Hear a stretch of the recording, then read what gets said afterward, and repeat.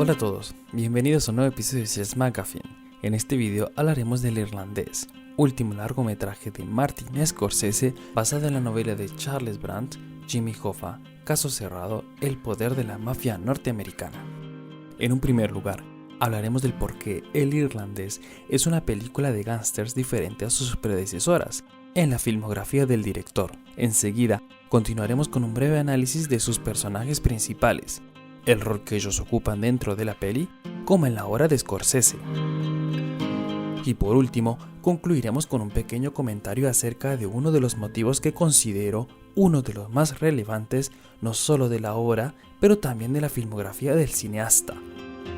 Proyecto de larga trayectoria y con un comienzo lleno de obstáculos para su financiación, es gracias a Netflix que Martin Scorsese pudo al final dar vida al Irlandés. En el casting, Robert De Niro, Joe Pesci, Al Pacino y Harvey Keitel, entre otros.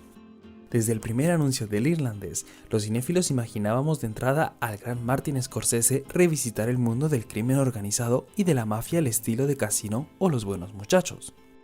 Hecho innegable desde un enfoque técnico como en algunos planos secuencia. En el uso de la voiceover,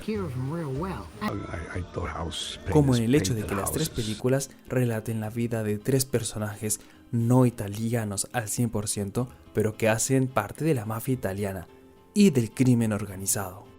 No obstante, más allá de los temas recurrentes como la ascensión, traición y luego la caída de sus protagonistas, esta película tomará distancia de sus predecesoras y al contrario, funcionará como su opuesta.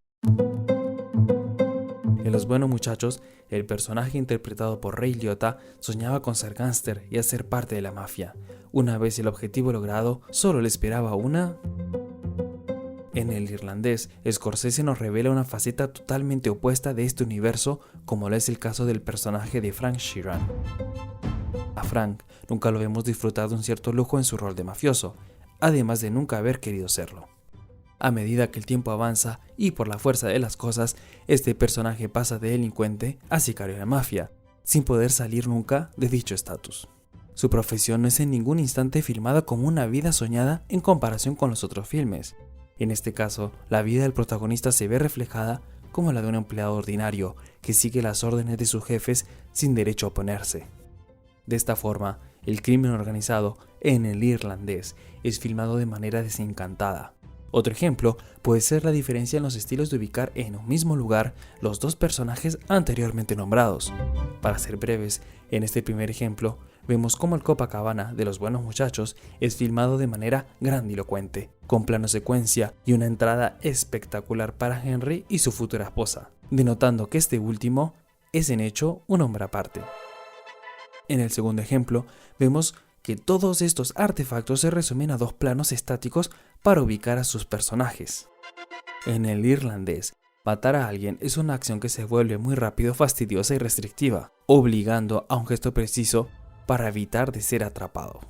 La expresión "escuché que pintas casa" revela todo su significado, es decir, que más que una metáfora sobre el hecho de repintar los muros de una casa manchados de sangre después de un homicidio, es la idea de que la profesión de sicario es igual de ordinaria que la profesión de pintor. Las armas no son juguetes, son utensilios de trabajo. Su elección no es impulsiva, es reflexiva. Bien pensado, El Irlandés va más allá de la forma de representar el crimen organizado. En su voluntad de humanizar o de desacralizar el mundo de los gángsters, o al menos de describir una faceta inédita, Martin Scorsese se despega de los ritmos locos e infernales que forjaron su estilo. Hay algo en la forma de su último largometraje de más prudente, contemplativo y temporal, que se acerca más a la dinámica de Silencio, su anteúltima película.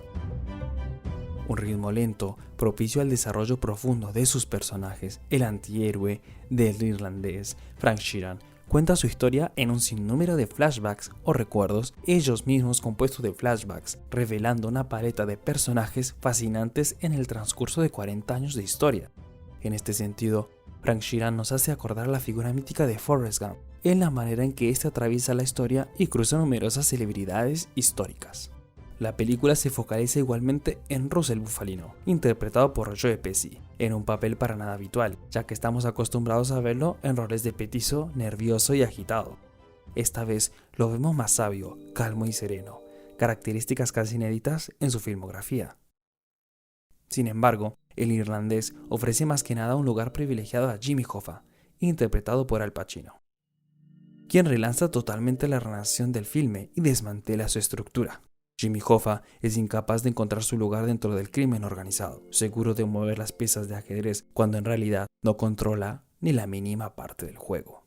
En un mundo donde los líderes más grandes de los Estados Unidos son ejecutados los unos después de los otros, desde el momento en que no encajan más con aquel sistema o que intenta dislocarlo, Jimmy Hoffa está tan cegado por la situación que no imagina un solo instante que él podría terminar como uno de ellos, hecho que crea una cierta fascinación al verlo tomar el liderazgo del relato, sabiendo que inicialmente no estaba invitado. Desde el inicio, Frank Sheeran es innegablemente el héroe del filme, por su posición de narrador y de personaje central, ya que cada acción gravita alrededor de él, o antihéroe. Por lo tanto, desde la aparición del sindicalista Hoffa, el irlandés se transforma en personaje secundario, sobrepasado por la elocuencia y el carisma del primero, hecho que permite a Scorsese de desarrollar con precisión todo el personaje de Al Pacino. Aquí reside toda la paradoja y la tensión de la película acerca de los conflictos y las fricciones entre cada personaje. Jimmy Hoffa nunca controla las situaciones y se posiciona como líder cuando en realidad no lo es. Su destino se ve entonces cerrado, aún más cuando pone en duda dicho estatus. Del otro lado, Frank Sheeran permanece siempre en su lugar, en su rango de intermediario e inferior, por no decir marioneta. Nunca intenta oponerse a sus superiores, lo que al final le vale una vida salva. Este hecho es lo que permite ofrecer numerosas emociones alrededor de su personaje. Antihéroe, infeliz del filme, este sufre finalmente su condición, aún más cuando comprende finalmente cuál es su verdadero papel en el clan, a pesar de las afinidades que haya podido crear. En un último acto de unos 30-45 minutos, el filme despliega todas sus intenciones y toma una dimensión mucho más melancólica y trágica. Hasta ese momento, el paralelismo entre los personajes del relato con los actores que los juegan no nos dejan indiferentes. Es decir, tanto Sheeran como Bufalino y los otros personajes secundarios son De Niro, Pesci, Keitel y otros actores conocidos de la filmografía de Scorsese. Sin embargo, la llegada del intruso perturbador Jimmy Hoffa, Al Pacino, por primera vez en la filmografía de Scorsese, no es de menospreciar. Este esquema también puede ser visto como el de la mafia contra el sindicato. En el lado referencial, una vez más, nos vemos enfrente a un filme similar a otro. Actores que se repiten, temática parecida. El comienzo del irlandés nos recuerda al final de Casino.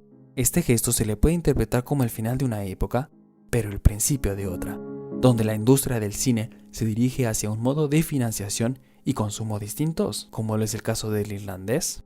Primera película del director financiada por Netflix y no por los clásicos estudios de Hollywood. En el casting también vemos una voluntad por parte del director de reencontrarse en el trabajo con sus pares, con sus hermanos o alter egos de los comienzos de su carrera, y no con las figuras más jóvenes de los últimos años. En fin, una retrospectiva que nos trae de vuelta al motivo de esta película, donde cada individuo olvida que el tiempo pasa, donde cada uno imagina tener el tiempo de vivir para siempre, de amar a sus cercanos, de transformarse y de intentar de nuevo. Pero cuando llegan al final del camino, se dan cuenta de que es demasiado tarde, que muchas prioridades han sido olvidadas y que el tiempo se les ha ido de las manos. El irlandés explora así los arrepentimientos y sobre todo la imposible salvación de su personaje central. Solo queda el intento de rescatarse o de ser rescatado, en el silencio, sin reconocimiento, sin posibilidad de ser perdonado e irremediablemente solo.